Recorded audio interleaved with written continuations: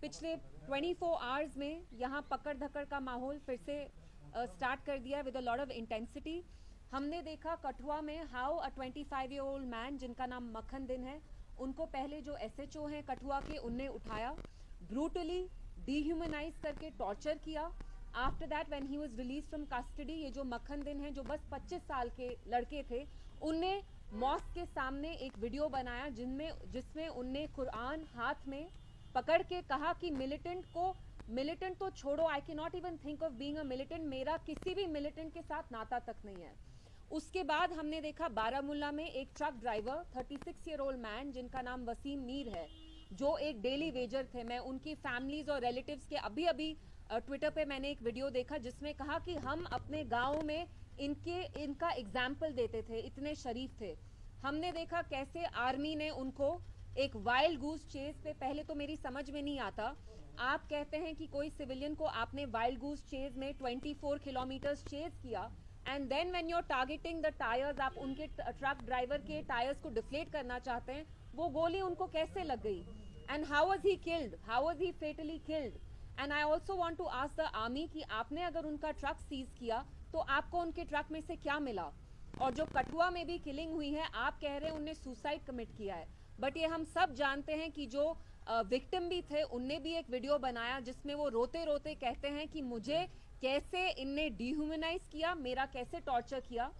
और मैं एक सवाल जो यहाँ की सरकार है, मैं उनसे भी पूछना चाहती हूँ कि हमने देखा जब 2024 में अक्टूबर में इलेक्शंस हुए, कैसे भारी अक्सरियत से जम्मू कश्मीर पूरे रीजन में आपको लोगों ने इतना बड़ा मैंडेट दिया, इतनी भारी अक्सरियत से आपको लोगों ने ये रिस्पॉन्सिबिलिटी समाई दी। आपको ये रिस्पॉन्सिबिलिटी लोगों ने आपको इसलिए दी क्योंकि उनको लगा पिछले 5-6 साल में, स्पेशली जब से आर्टिकल 370 हटा, यहाँ आर्म्ड फोर्सेस हैं या जो यहाँ ब्यूरोक्रेटिक रूल चल रहा है, कोई अकाउंटेबिलिटी नहीं है, ना लोगों की सेंस ऑफ सेफ्टी है, ना सिक्योरिटी है। मैं आज एनसी सरकार से पूछना चाहती हूँ कि आप लोगों के मुंह पे ताला क्यों है?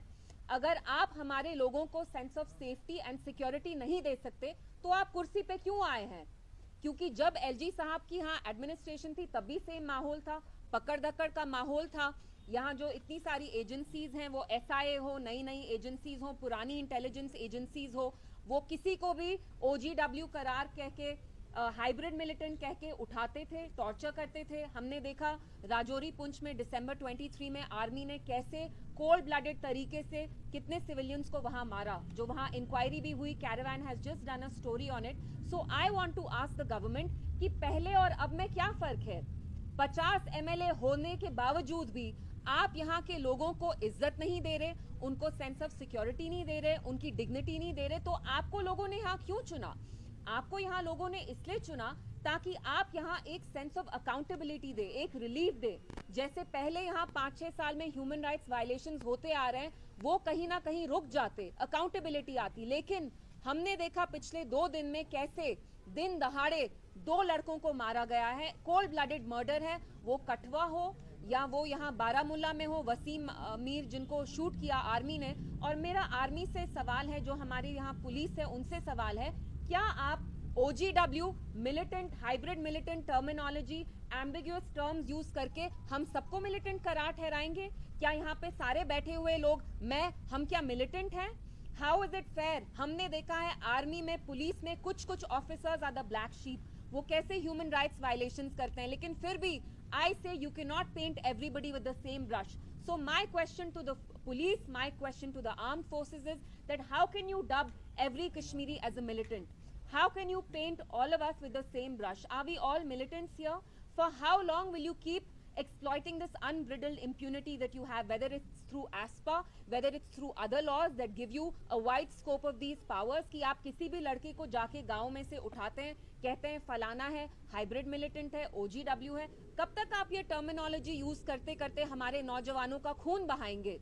जब हम ये नहीं कह सकते कि all police is full of black sheep, how can you paint all Kashmiris as militants? And मेरा फिर से एनसी सरकार से यही सवाल है कि आज आपके मुंह पर ताला क्यों है? आपके 50 MLA किस लिए आपने लिए?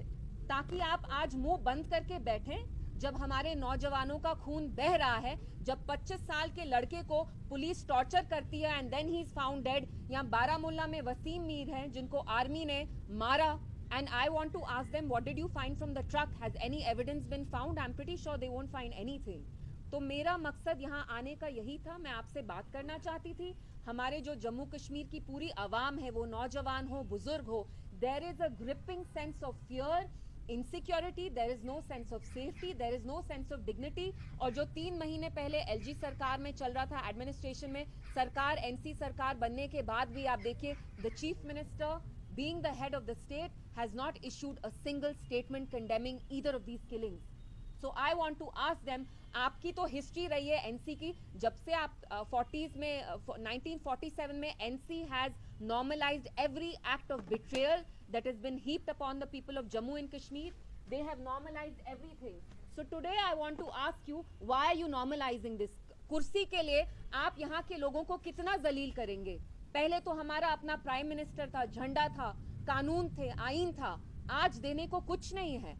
तो आपकी कॉन्शियंस जो इतनी सिलेक्टिव है, मैं एनसी से पूछना चाहती हूँ, कब तक आप ये करते रहेंगे? कब तक आप ये जो हर एक एक्ट ऑफ बिट्रेयल है, आप उसको नॉर्मलाइज करेंगे? क्योंकि आपको कुर्सी की ग्रीड है, you want to capture power at any at any expense. So my whole purpose of coming here was speaking to the press about these human rights violations, 2 very serious grave human rights violations that have happened within the span of 24 hours, and I want to make it very clear to the police and the armed forces, we are not here to impede or imperil your investigation in any case. We understand even you have a responsibility to protect, to uphold the law and order in Jammu and Kashmir, but at the same time you cannot dub everybody as an OGW, you cannot dub everybody as a hybrid militant. यहाँ पे home ministry claim करती है कि normal सी, तो ये कैसी normal सी है कि आप हम सबको शक की निगाह से देखते हैं? आप कब तक हम सबको शक की निगाह से देखेंगे? आप तो कहते हैं 370 हटाने के बाद यहाँ इंटीग्रेशन हुआ, तो ये कौन सी इंटीग्रेशन है? इमोशनल